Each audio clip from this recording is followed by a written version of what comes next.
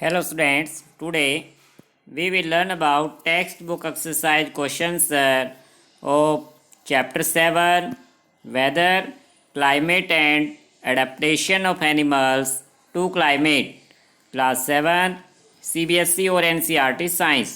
Students आज हम इस चैप्टर के टेक्स्ट बुक एक्सरसाइज के क्वेश्चन आंसर को समझेंगे और उन्हें लर्न करेंगे। फर्स्ट क्वेश्चन है student, name the elements that determine का मतलब फाइंड आउट करना, the weather of a place, किसी प्लेस का वेदर को डिटरमाइन करने के लिए यानी फाइंड करने के लिए स्टूडेंट्स जिन एलिमेंट्स का यूज होता है उनके नेम बताने हैं। So student, temperature, humidity, rainfall and wind speed are the elements of weather. कि स्टूडेंट्स ये सभी वेदर के एलिमेंट्स हैं क्योंकि इसी के बेस पर क्या करते हैं, which are used to determine the weather of a place. इन्हीं एलिमेंट्स के बेस पर किसी प्लेस के वेदर को डिटरमाइन किया जाता है, फाइंड आउट किया जाता है। सेकंड क्वेश्चन है students, at what time of the day, कि दिन के किस टाइम में we have maximum temperature and when minimum, कि दिन में किस टाइम मैक्सिमम टेम्परेचर होता है स्टूडेंट और किस टाइम मिनिमम टेम्परेचर होता है। The maximum temperature of the day to be found at the afternoon, कि आफ्टरनून के बाद स्टूडेंट यानी 12 या 1 o'clock के बाद देखेंगे कि मैक्सिमम टेम्परेचर हमें फील होता है। And the minimum temperature of the day to be found at the early morning, और सनराइज से ठीक पहले अर्ली मॉर्निंग का जो टाइम है स्टूडेंट उस समय हम फील करते हैं कि दिन में सबसे मिनिमम टेम्परेचर होता है।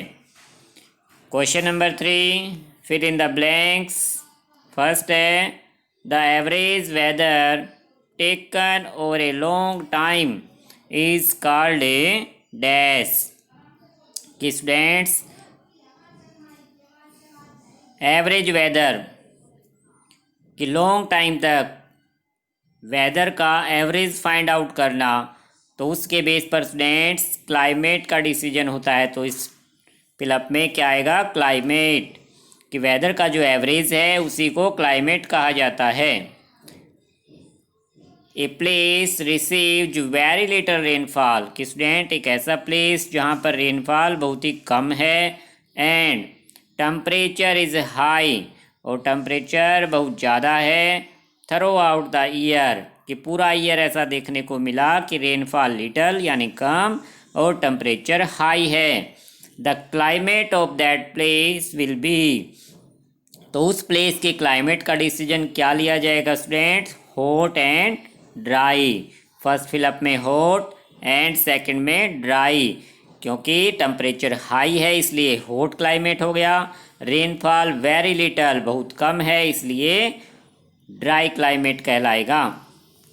Third student, the two reasons, कि ऐसे 2 reasons of the earth with extreme climatic conditions, कि जिन दोनों रीजन्स के जो क्लाइमेटिक कंडीशन है बिल्कुल एक दूसरे से एक्सट्रीम यानी बिल्कुल डिफरेंट हैं।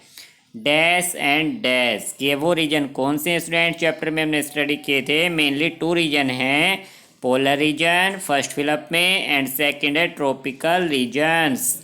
कि ये ऐसे रीजन्स हैं जहाँ पर क्लाइमेटिक कंडीशंस एक दूसरे से बिल्कुल ही अपोजिट हैं। तो एक्सट्रीम क्लाइमेटिक कंडीशन वाले रीजन हैं ये दोनों ही, polar region and tropical regions. इनके बारे में डिटेल में हमने चैप्टर में स्टडी किया था। Question number 4, indicate the type of climate of the following areas, कि हमें कुछ एरियाज़ के नेम दिए गए स्टूडेंट, उनके क्लाइमेटिक के जो टाइप है, किस टाइप का क्लाइमेट है उसे हमें फिलअप में फिल करना है। फर्स्ट प्लेस है जम्मू एंड कश्मीर। तो जम्मू एंड कश्मीर में स्टूडेंट्स टेम्परेचर मॉडरेटरी यानी कि ना ज़्यादा हॉट है ना ज़्यादा कोल्ड है, इसलिए मॉडरेटरी हॉट एंड वेट, क्योंकि वहाँ पर पूरा साल जैसे रेनफॉल भी होती रहती है इसलिए मॉडरेटरी हॉट एंड वेट क्लाइमेट आएगा फिलअप में। सेकंड प्लेस है केरला। तो केरला का क्लाइमेट क्या लिखेंगे उसके सामने, हॉट एंड वेट, क्योंकि वहाँ का टेम्परेचर हाई रहता है और रेनफॉल भी होती रहती है, इसलिए hot and wait.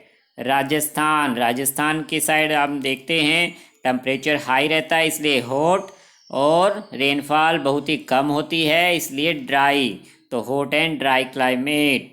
North east India student, जो हमारे इंडिया के नॉर्थ एंड ईस्ट के बीच में जो प्लेस है वहाँ का क्लाइमेट वेट होता है, क्योंकि वहाँ पर सारा साल बारिश होती रहती है।